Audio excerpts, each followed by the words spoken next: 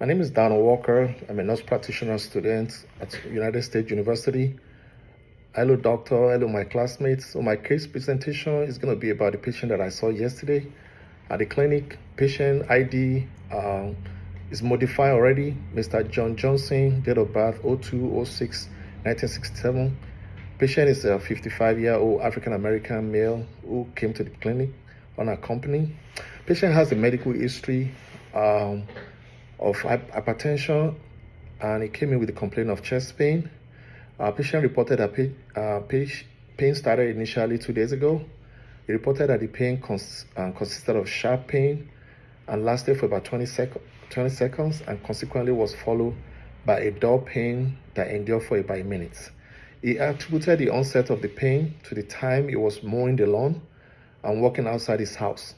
He claimed he had to sit down and rest for a few minutes before the pain disappeared. But he was worried because he had never had any chest pain in the past. He revealed that he wanted to go to the emergency room initially, but he changed his mind when the pain subsided. As he mentioned, the location of the pain was on the left side of the chest. He denied any radiation or tingling sensation and numbness to the left arm or any other part of the body. He informed me that his father died of heart attack at the age of 65, and he didn't want that to occur to him because there's a family history of cardiac problem. According to him, he did not experience shortness of breath. He denied any feeling of nausea, vomiting, or diaphoresis during the episode of pain. However, he maintained that the pain has not reoccurred since then until this morning when he woke up. So, patient denying any history of allergies or drug allergies, food allergies or seasonal allergies. He denied any previous surgical history. Patient is currently taking lisinopril, 10 mg PO daily, and hydrochlorothiazide, 25 mg PO daily to manage his high blood pressure, which is pretty much well controlled. Immunization, vaccination. Patient received childhood vaccine, and his last full shot was September 2022. He received COVID vaccine and all the boosters. Social history. Patient denied any use of tobacco or marijuana. He denied any use of drug, cocaine, heroin, or other drugs. He admit occasional use of alcohol, maybe once every 6 months. Occupation. Patient works as an assembler in the warehouse. Is married with 2 children who does not have any medical problem. Diet-wise, patient reported eating vegetable and fruit consistently. Mostly he eats at home. Exercise, he works out at the gym daily. And family history, patient father has had a history of hypertension, CHF, and an heart attack which he died from at the age of 66. Mother has history of high cholesterol, type 2 diabetes. His sister has a history of hypertension and high cholesterol. His brother also has history of hypertension. Review of the system, general, no changes in weight, fatigue, weakness, or fever, or memory loss. Skin is free of rash, lumps, sore, itching, or dryness, pigment changes. Head denies any headache or concussion or fatigue. Eyes, no changes in vision, denies double vision, excessive tearing, no pain or corrective glasses or blindness. Here, no changes in hearing loss, no changes in hearing or hair ache or discharge in the ear. Nose, no running nose, no epistaxis, no sinus discomfort. Throat, no discomfort or redness in the oropharynx, no painful throat, no swallowing difficulty or bleeding gum, no sore tongue or dry mouth. Neck, no lumps, enlarged glands, goiter, discomfort or stiffness in the neck. Cardiovascular, he reported having chest pain 2 days ago and also this morning before coming to the clinic. No shortness of breath or palpitation, no edema or syncope pulmonary, no cough, no dyspnea, wheezing, or pleural discomfort, no shortness of breath. GI, no alteration to appetite, excessive hunger, or jaundice, dysphagia, heartburn, anything. No nausea, vomiting, no changes in bowel movements or pattern. GU, no hematuria, no flank pain.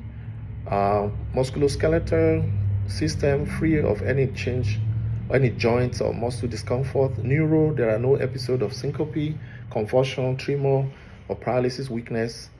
Review of the system, objective physical examination, temperature 98.6, heart rate 76, respiratory rate 18, BP 135 or 76, SpO2 98% on room here. Pain is 3/10, weight is 180 pounds, and height is 72 inches. BMI is 24.4. And assessment, patient appear well groomed and dressed appropriately, is allowed oriented ×4, is a reliable historian. Skin is warm and dry with a natural tone and no signs of yellowing, no sore rashes or ecchymosis. Head is appear pneumocephalic, no trauma noted. Hair clean here with no apparent discharge. Tympanic is unbroken. Then neck, no palpable lymph glands, and no sensitive cervical region. Thyroid, not swelling or palpation. Trachea center, no JVD noted.